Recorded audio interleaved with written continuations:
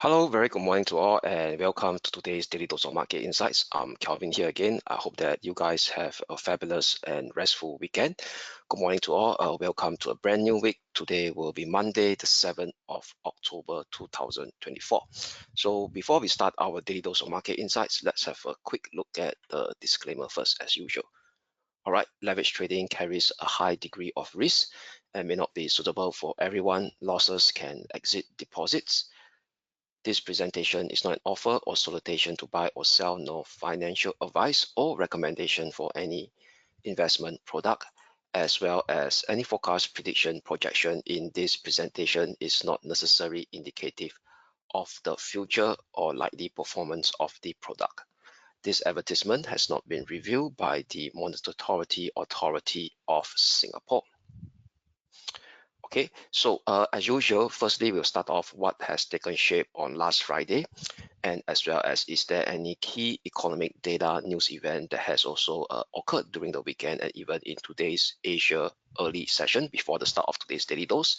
Then thereafter, I will actually cover one particular broad-based financial assets classes fundamental and intermarket dynamics that actually comprises more of a longer term horizon, multi-week to multi-month, and as well as we will actually touch on, as usual, the daily intraday technical outlook on the various broad-based cross-asset classes, and we will actually round up today's daily dose with what are the key events and news data to look out for today, and as well stretching into early tomorrow Asia session.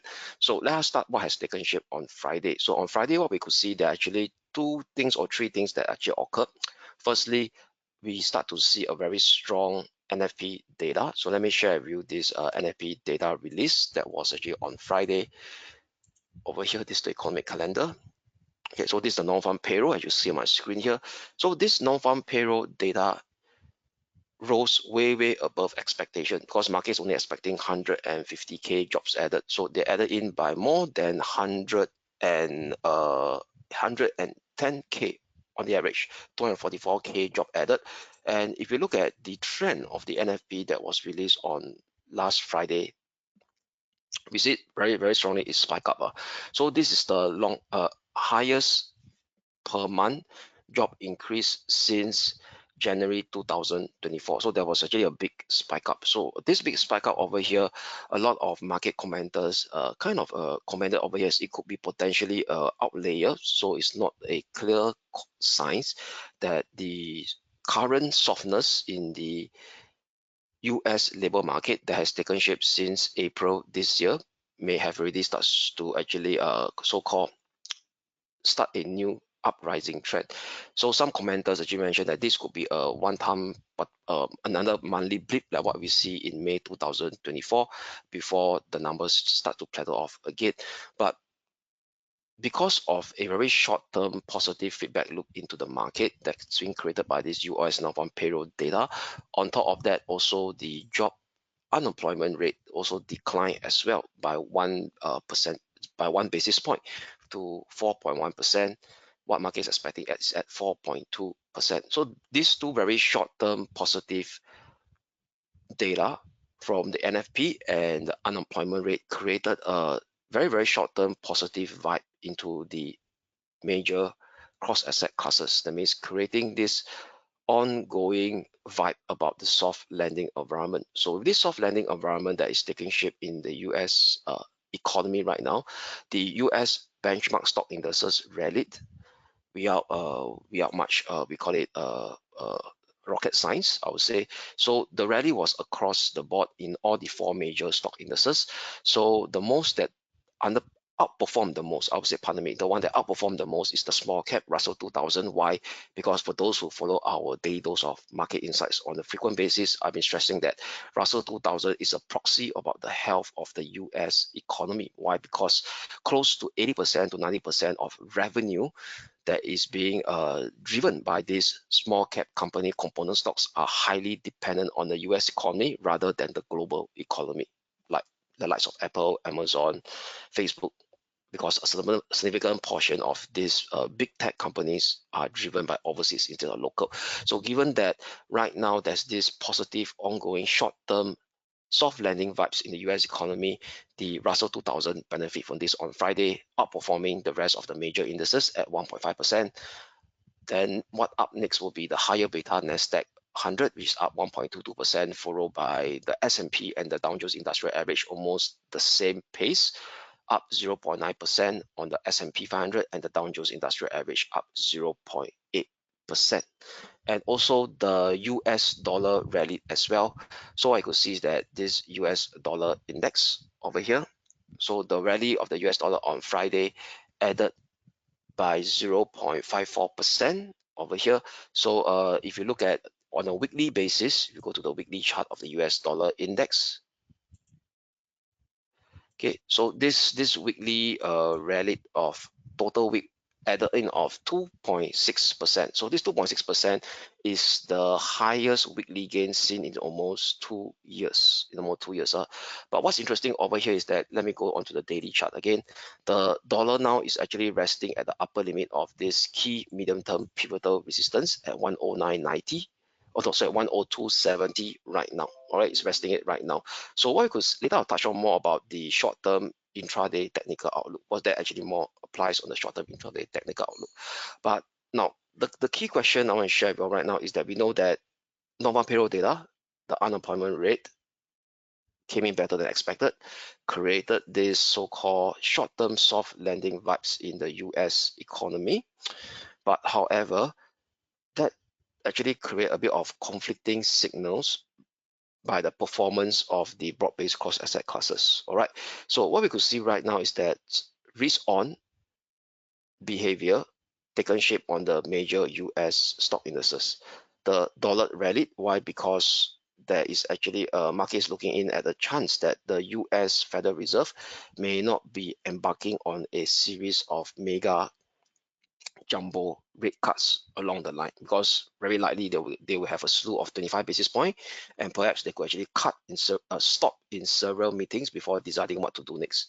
Okay, so that 50 basis point whatever interest rate cut has been greatly reduced for this year and even next year. So later I'll touch on the CME Fed Watch too, to give you a heads up on that.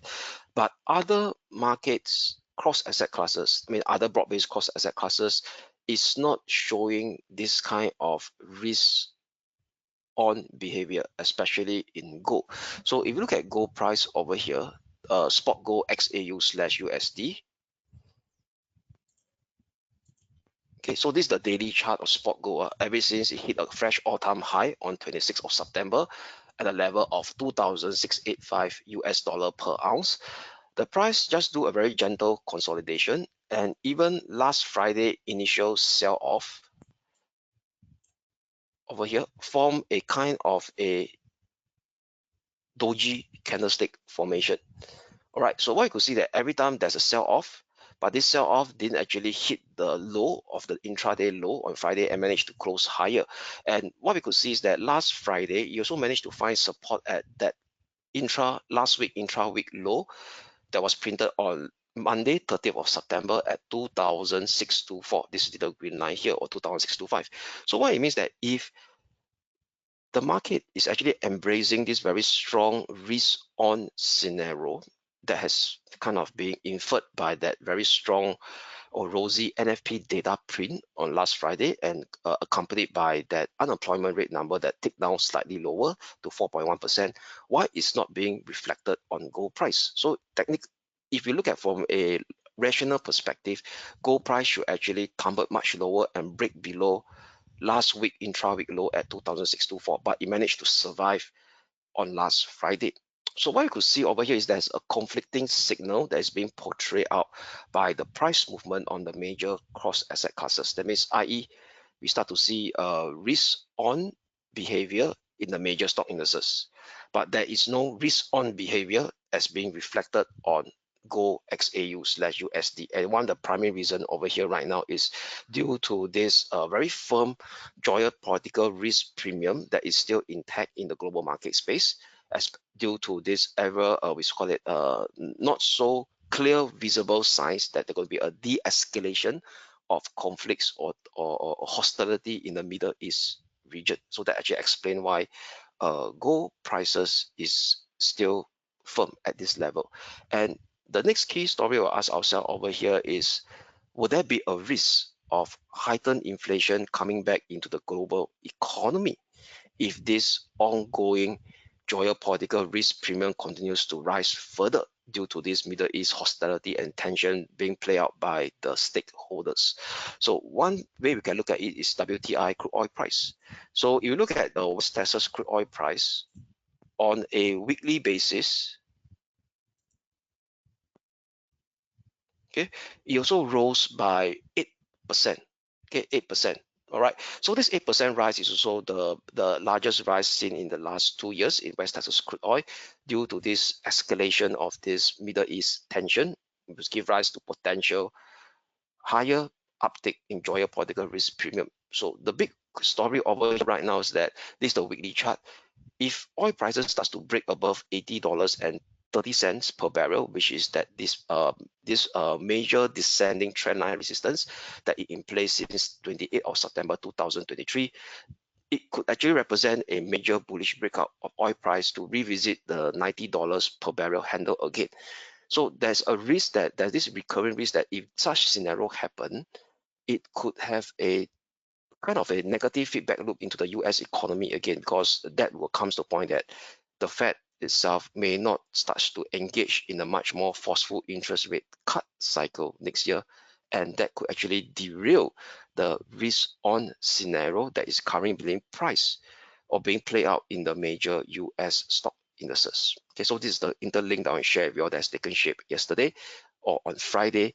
This desynchronization of this risk on behavior. That means it's not a throughout risk-on behavior that's being depicted by the individual respective major cross-asset classes. All right, so this is the key thing on share with you. So now, key news event now share with you, and there is no other event that's taken shape in early today's Asia session and over the weekend. So now let us now turn our focus more to a longer term fundamental and intermarket dynamics that will take a longer term horizon to play out from a multi-week to multi-month perspective. So today's intermarket and fundamentals factor or dynamic of share is more pertaining to the Japanese stock market. So let me share with you this particular intermarket dynamics chart. The bottom of the chart is Nikkei 225, which is that particular Japan 225 as depicted in our platform.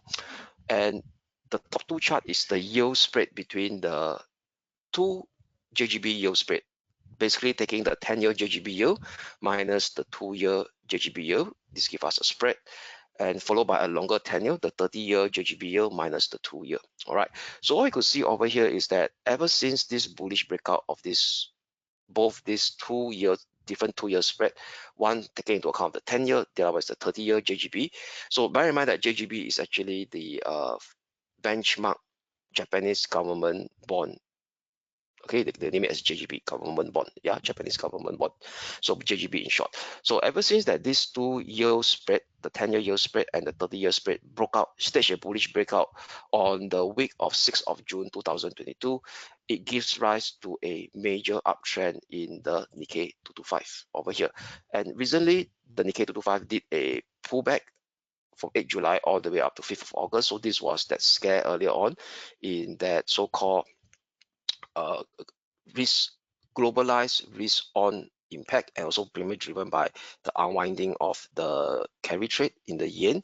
Then thereafter, we start to see the Nikkei 225 starts to actually recover. And this recovery in Nikkei 225 come into impact that the 30-year JGB yield spread, that means the 10-year JGB yield spread, managed to stage a recent rebound off at the 0.42% level. That's the 10-year minus 2-year spread, and the 30-year JGB yield spread minus the 2-year spread hovering at the still being supported at the 1.53% level, and both of them are still trading their respective 200-week moving average, as you can see over here. So it seems to us that this JGB yield spread, both from the 10-year minus the 2-year and the 30-year minus the 2-year, it seems to us that it's on the verge of potential rising up again. Okay, that means we're talking about a steepening of this two JGB yield curve, right? The 10-year one and the 30-year one. Okay, taking into account minus off the from the 2-year, the shorter term tenure. So a rising JGB yield curve actually represent that markets are implying the Japanese economy is more likely still in a soft landing and Goldilocks scenario, and that could also potentially support this ongoing major uptrend phase in the Nikkei 225 from a multi-week to multi-month perspective. All right, despite the fact that whatever volatility that we start to see in the dollar yen rate on the shorter term basis.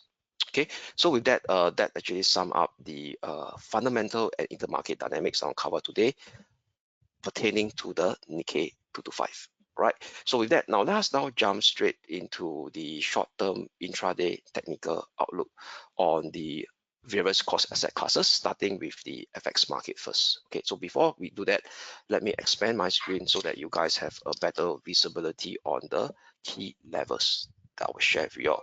So let us start with the European major dollar pair. Okay, the European currency against the major dollar pair, starting with the sterling dollar. So before I jump to the sterling dollar, I want to share with you all, before I jump into the intraday chart of the sterling dollar, I want to share with you all on the daily chart of the sterling dollar. So what I could see very interesting over here is that the sterling dollar, after a sequence of corrective decline that has taken shape since 27th of September over here, this corrective decline, and even though we start to see a very strong NFP number that has taken shape on last Friday, the sterling dollar didn't actually plunge much drastically as the day before on Thursday, 3rd of October. So it seems to us that this strong NFP print has already been priced into the market. How do we say that? You look at the shape of the candlestick on Friday, it doesn't form a long black candlestick like what it did in the prior day before the release of the NFP data, which is on 3rd of October. And on the end of the US session, it managed to form a doji candlestick. That means it represents indecisiveness by the bears to push the sterling dollar rate lower. And where it actually paused, it paused right exactly at the rising 50-day moving average, and also slightly below, slightly above our 1.30 figure medium-term pivotal support level that we predefined earlier in order to maintain this ongoing medium-term and major uptrend phase of the sterling dollar. All right. So given this higher time frame positive element that is being depicted on the sterling dollar, we got to actually take a pinch of salt of the non-farm payroll data that was actually released on Friday, which is much rosier than expected, and potentially from a technical perspective, there is actually reasons to actually advocate that strong NFP print that was released on Friday has already been priced almost completely in the FX market, as being depicted by the sterling dollar pair, by whatever price action that we see on Friday and where it reacted on a key technical element, which is the rising 50-day moving average. So with that, let's now flip to our attention to the hourly chart that will determine our intraday technical levels for today. So on the hourly time frame chart, what we could see over here is that even the momentum also has starts to depict positive observation as well. By looking at the hourly RSI, the hourly RSI has started to shape this bullish divergence on last Friday. So giving us an indication that the downside momentum has starts to ease off, that has taken shape on Thursday. Right, last Thursday has started to ease off, and recall that because of mixed element on Friday, we actually do not have any clear stance of whether bullish or bearish, because we want the price action to actually play out after the release of that key risk event on non-farm payroll data on Friday. So on Friday, we do have a neutrality stance between 131.60 and that 131 figure level. Okay, 131 figure level, we're neutral between these two. And given that right now we start to see much more clearer elements that are pointing to much more of a positive bullish bias. So with that, on the intraday basis, we will turn to a short-term intraday bullish bias for today on the sterling dollar using the 50-day moving average that is acting as a support level right now at 130.70, which is also last Friday intraday low. So as long as 130.70 short-term pivotal support holds for today, we'll flip to an intraday bullish bias. Next near-term resistance level to watch on the intraday basis will be 131.60. Above 131.60 may expose the next near-term resistance zone of 132.20 / 132.50, which will correspond to the 20-day moving average. Pardon me. Only an hourly close below 132.70 will invalidate today's intraday bullish bias to see the minor corrective decline extending further downwards towards the medium-term support level at 132.40, followed by 130 figure level, which is our medium-term pivotal support level at the daily chart, which I shared with you all much earlier on. All right, so that's for the sterling dollar for today. Now, what's up next for the euro dollar? So we know that the sterling dollar and euro dollar do have a direct correlation in terms of the directional movement. So given that the sterling dollar has started to form a positive technical element both on the daily and the hourly chart, and still recall that on the euro dollar we also have this short-term neutrality stance that we depict on last Friday, neutral between 110 figure level and 110.50. Then price action actually came down, breached below, and came close to the second support level that we highlighted after the lower neutrality zone at 1.0945, which is this level here. So with that, I'll be using 1.0945 as my short-term pivotal support level for today on the euro dollar. So we will flip to a bullish bias on the euro dollar for today, but the bullishness is not as bullish as the sterling dollar. Why? By taking a look at the RSI, because on the RSI there's no bullish divergence that's being shaped on the euro dollar, whereas we do see a bullish divergence on the sterling dollar. So this bullish bias is not as strong or as convincing as the sterling dollar, but nevertheless both of them actually move hand in hand. So I could still flip to a short-term intraday bullish bias on the euro dollar using 0.945 as my short-term pivotal support. First near-term resistance got to watch out for will be the 110 figure level. So only a breakout above 110 figure level will give us much more confidence or conviction that this potential bullish bias for today may extend to expose the next near-term resistance level next at 110.55. Okay, we also correspond to the 50-day moving average, I think, as a resistance level as well. Only an hourly close below 1.0945 will invalidate today's intraday bullish bias for the euro dollar to actually expose the medium-term support level at 1.0890, which correspond to the 200-day moving average. Pardon me. All right. So with that, now let us now turn our attention to the Asia Pacific currency against the dollar. Okay, so where we go? Yeah, starting with the Aussie dollar. So the Aussie dollar continues to actually plunge on the intraday basis. And Friday, we do have a bearish bias, and it hit our support level on Friday, which is 67.86, before shaping this minor bounce. So this minor bounce over here actually rested at the 20-day moving average, but the way it bounced over here as being depicted by the hourly RSI, there is no bearish divergence that is being formed over here. So it continues to shape lower low in line with the price action, lower low as well. So given the lack of the non-visibility of a bullish divergence on the hourly RSI, there could be still risk that this Aussie dollar may shape lower low going forward. That means what we could see right now is just a clearance or a normalization of last Friday oversold condition before potentially resuming its minor downtrend phase. So with that, right, I will actually have a tighten key short-term pivotal resistance for today at 68.25. So as long as 68.25 is not surpassed to the upside, we will still have a intraday bearish bias for today on the Aussie dollar. Below 67.87 may expose the next near-term support level at 67.40 next, which coming very close to the rising 50-day moving average. The graphically is actually being depicted by the minor swing low of 17th of September and 19th of September. Only an hourly close and a push up above 68.25 will invalidate today's bearish bias on the Aussie dollar to kickstart a kind of a minor recovery in first step to expose the next near-term resistance level at 68.70 followed by 69.10. So 69.10 is still the very key major resistance level to watch out for, or medium term slash major resistance. Why? Because there was a bearish reaction of this 69 level on the daily chart that was depicted last week. Previously, it was the medium-term swing high of 16th of June and 18th of July last year that can't break through, and as well as this long-term circular descending trend line that is in place since 25th of February 2021 high. So that's about 3 years ago.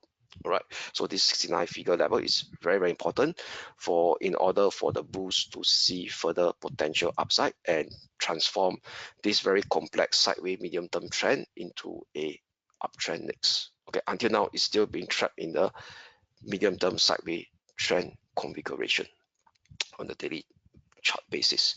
Now, what's up next for the dollar yen? So what I could see on the dollar yen over here, okay, let me more clear. Okay, so this dollar yen, oops, okay, spike up, okay, after the very strong non-farm payroll data, and where it actually stored over here, it actually stored right exactly at the 149.30 medium-term pivotal resistance level. All right, that was actually earlier defined. So this on the daily chart of the dollar yen. So, and also the previous inverted, we call it the medium-term swing high at 1493, that is inverted V-shape. It's stored at this level here, 149.30, and what we could see that right now on the daily basis, it starts to form a shooting star-like pattern. But this shooting star-like pattern is not, the price action is not yet confirmed. Why? Because we need to have a daily close to see where the price actually settled for today, because it's still ongoing until we get better, we call it confirmed clarity at the end of today US session, given the nature of the FX trading is quasi like a 24-hour market. Quasi, not guaranteed, okay, not firm 24-hour market, because there's a so-called lull period between the 5 to 6 a.m. Singapore time. So this is a 149.30 level, key medium-term pivotal resistance that was highlighted, some form of hesitant by the bulls to push it higher. And if you look at on the hourly time frame, okay, on the hourly time frame, the hourly RSI has started to turn toppish as well, okay, forming a horizontal resistance line over here, can't break above last Friday or last Wednesday high. This was on last Friday. And in fact, if you take into closer perspective, there's also a bearish divergence that's being formed. So price action, this was the higher high, okay, higher high, and the hourly RSI starts to shape a lower high over here, okay, lower high, given a bit of what I call easing off of the upside momentum that is being triggered by this better than rosier expected NFP data. So with that, since it's at a medium-term pivotal resistance level, I can't turn outright bullish until this 149.30 medium-term pivotal resistance has been taken out. And given that the RSI has started to turn toppish on the hourly chart and also coupled with a bearish divergence, there could be a chance of a much more pronounced intraday minor decline taking shape, given of this bearish element that's been depicted on the hourly RSI. So with that, I'll be using the 149.30 medium-term pivotal resistance, bearish bias for today on the intraday basis, but short-term resistance, short-term support level will be very very tight on a higher basis at 147.20. So that was last Friday breakout level. Only a clear breakdown below 147.20 for hourly close below it may see today's potential minor corrective decline extend further towards the next near-term support zone at 145.90/145.45, which also correspond to the 50-day moving average, I think, as the next support level. However, a price breakout above 149.30 with an hourly close above it, then potentially we may see the extension of this rally towards the next near-term resistance level at 150.20 and potentially even 150.90. So that's our major resistance level, 150.90, which correspond to the 200-day moving average as well. So that's for the dollar yen, and also sum up the intraday technical outlook on the major FX pair. So now let us turn our attention now to the major stock indices, starting with the Hang Seng 33 or the Hong Kong 33. So the Hong Kong 33, the upside momentum still remains intact, and today's price action managed to stage a gap up, and the RSI continued to print a series of higher low. There's no clear signs of a bearish divergence, and given this very still persistent short-term minor uptrend phase that is still unfolding in the Hong Kong 33 index, I will still maintain that intraday bullish bias for today with a tightened key short-term pivotal support for today at this congestion area here, very close to today's last Friday US session low at 22,320. So as long as this tightened key short-term pivotal support holds, pardon me, not resistance, I repeat again, as long as this tightened key short-term pivotal support holds at 22,320, we'll still maintain that intraday bullish bias on Hong Kong 33, as we still need to respect this ongoing persistence minor uptrend phase that is still unfolding without any clear signs of a bullish exhaustion. So resistance level to watch 23,550/670, followed by 24,745, which is a cluster, which is the 2 times Fibo extension level from the low of 11th of September. However, if a price starts to break down and have an hourly close below 22,320, then this minor uptrend phase will be jeopardized to kickstart a minor corrective decline scenario within its short-term and medium-term uptrend phase. Next near-term support level to watch for this minor corrective pullback or decline scenario will be 21,470 and 20,880/20,590. So bear in mind that the China A share market will reopen tomorrow after the 1-week national golden holiday break. Okay, so that's for the Hong Kong 33. Now, turning our attention will be the Japan 225 or Nikkei 225. So the Japan 225 and Nikkei 225 last Friday, due to mixed element, we were neutral, and price action indeed price action had broken above the upper neutrality limit at 38,740, pardon me, and staged that bullish breakout and hit the first resistance level before shaping that pullback in today's Asia session.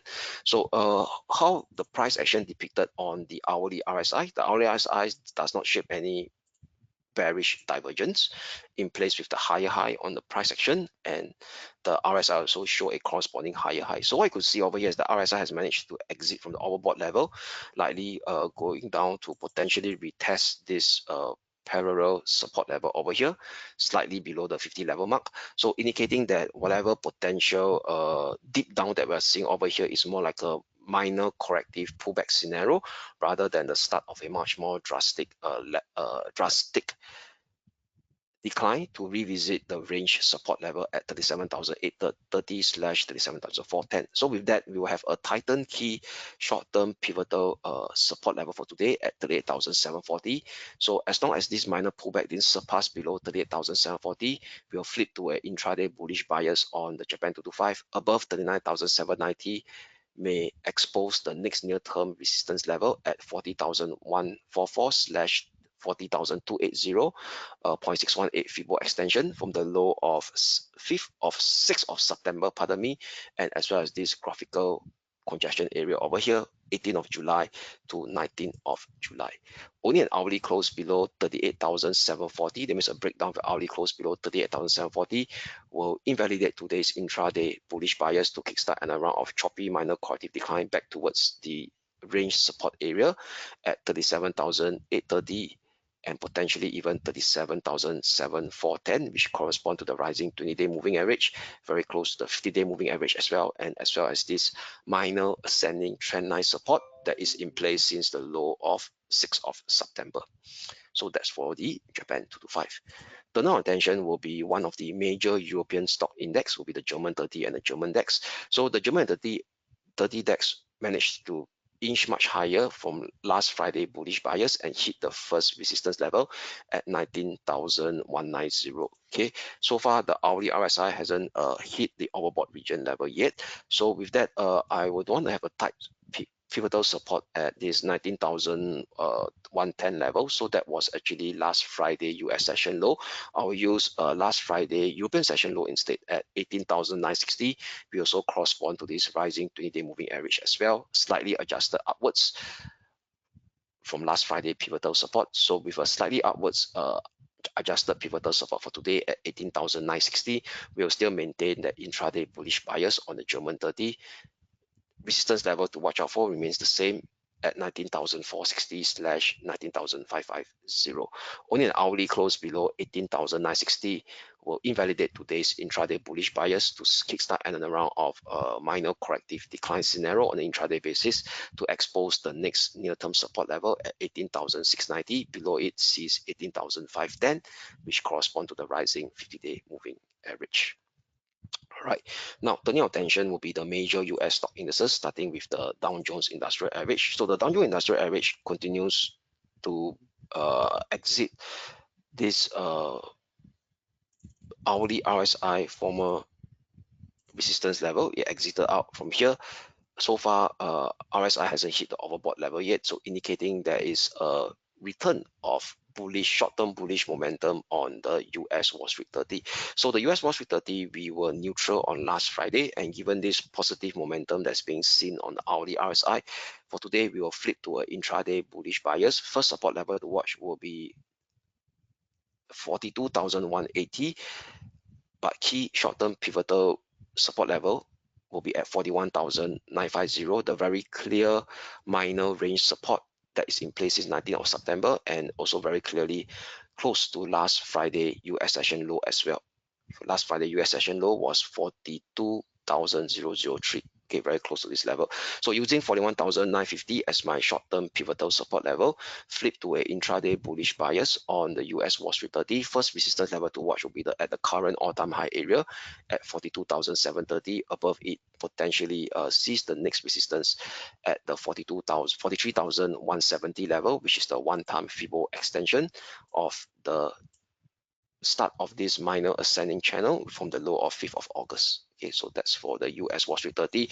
But however, an hourly close below 41,950 will invalidate today's intraday bullish bias to kickstart another round of minor corrective decline to expose the next near-term support level in first step at 41,535. Below it, potentially sees 41,120 next, which correspond to this rising 50-day moving average. So that's for the US Wall Street 30. Turning our attention will be the Nasdaq 100. So very similar as well. The Nasdaq 100 also managed to see a bullish break on the hourly RSI over here. Okay, we can take this okay, I can take this level here, was tested more times. Okay, this hourly bullish breakout of the RSI, and also the RSI now the hourly the price action on the hourly Nikkei the price action of the hourly Nasdaq 100 also managed to hover above the 20,000 mark, which is our upper limit of our neutrality range. And also graphically, it also break out from this descending trend line on the price action of the Nasdaq 100, and that was also correspond to last Friday swing low area as well before shaping a bounce in the later part of the US session. So with that, I'll be using 19,890 as my short-term pivotal support level for today. We got to respect the short-term intraday price action on the Nasdaq 100. So flip to a intraday bullish bias on the Nasdaq 100. But first resistance level to watch out for will be 20,360, which is the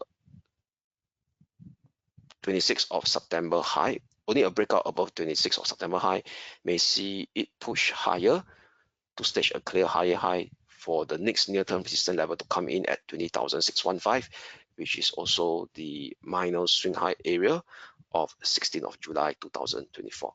Okay, however, if price action starts to break down below 19,890, then this is considered as a failure bullish breakout on last Friday to kickstart another round of very choppy corrective decline sequence again to revisit 19,630, which is the rising 20-day moving average. A breakdown below it sees a deeper minor corrective decline to expose 19,380 in the first step, which correspond to the 50-day moving average very closely. So that's for the Nasdaq 100, and also sum up the intraday technical outlook on the major stock indices. Now, turning our attention will be the two commodities market that we cover, starting with gold XAU/USD. So for gold XAU/USD, very clearly it managed to still hold above the first support level that we highlighted, 2,000, where is it? Yeah, 2,640. Yeah, 2,640. But we don't want to put it so tight just because it it kind of whipsaw around on 3rd of October and 4th of October. So it may whipsaw it around again. So I will use a slightly lower level, which is 2,625, unchanged since last week. So 2,625 will still be my short-term intraday bullish pivotal support. So i.e. I repeat 2,625 short-term pivotal support to maintain this intraday bullish bias on Gold XAU/USD. The near-term resistance level to watch on the intraday basis remains unchanged since last Friday, 2,674. That was almost retested on last Friday before shipping that pullback. Above 2,674, potentially sees 2,692 next. Only an hourly close below 2,625 will invalidate today's intraday bullish bias to kickstart a minor corrective decline to revisit the next near-term support level at 2,590/2,570 next.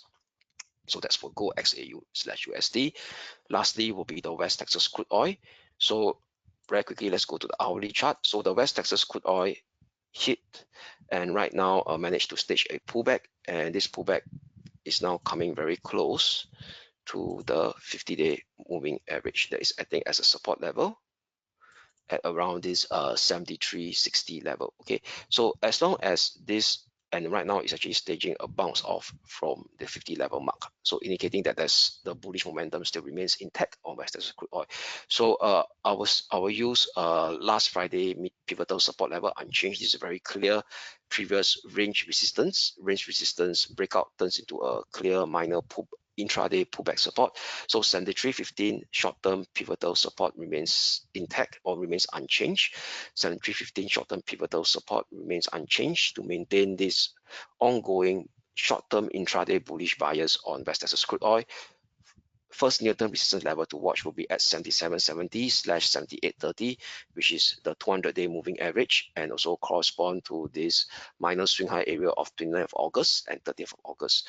Only a hourly close and a breakdown below 73.15 will invalidate today's intraday bullish bias and also invalidate that prior bullish breakout that was seen on last Thursday. Then thereafter it may depict into a kind of a very complex minor corrective decline sequence phase re-unfolding in the West Texas crude oil. First near-term support level to look out for after the breakdown of 73.15 will be at 70.70 on the intraday basis, which correspond to the 20-day moving average acting as a support, and the minor swing low of 2nd of October and 3rd of October. All right, so that sum up today's intraday technical outlook on the broad-based cross asset classes as well. So before we go, what are the key economic data to look out for today? So for today, let me very quickly, this is the calendar. So for today, it will be rather quiet session during the European session in terms of economic data release, more pertaining to a slew of ECB officials speaking at 3 p.m. Singapore time and 3:45 p.m. Singapore time. ECB Chipolon and ECB Lane. Oh yeah, there's one economic data to take off will be the Eurozone retail sales data for the month of August out at 5 p.m. Singapore time. And in the US session will be rather quiet. We only expect a slew of Fed speak instead rather than economic data release. 1 a.m. Singapore time and 1:15 a.m. Singapore time, Fed Bowman and Fed Kashkari will be speaking. And during, I think this should be some data, some event, 6 a.m. Singapore time, 6:30 a.m. Singapore time tomorrow morning. I think it should be US evening time. 2 Federal Reserve officials speaking, Fed Bostic and Fed Muzalam. And also this week will be much more related to another kind of a risk event for more pertaining to the major US stock indices. Why? Because it's the kickstart of the US Q3 earnings reporting season. So if I were to look at the earnings calendar, so this Friday will kickstart the major US financial institution that will much more really impact on the Dow Jones Industrial Average rather than the Nasdaq 100 or the SPX. Why? Because the Dow Jones Industrial Average has higher weightage on this major US financial stocks. So on Friday, JP Morgan will report their Q3 earnings, followed by Wells Fargo as well. Okay, JP Morgan and Wells Fargo, and as well the second tier Bank of New York Mellon. right? Something to take note of. So I will touch more about this US earnings release as we approach the day closer towards this week. All right. So with that, that sum up today's intraday. We call it this sum up today's daily dose of market insights. Kelvin here signing off, and I wish you all a great day ahead. Thank you, and we shall speak again tomorrow.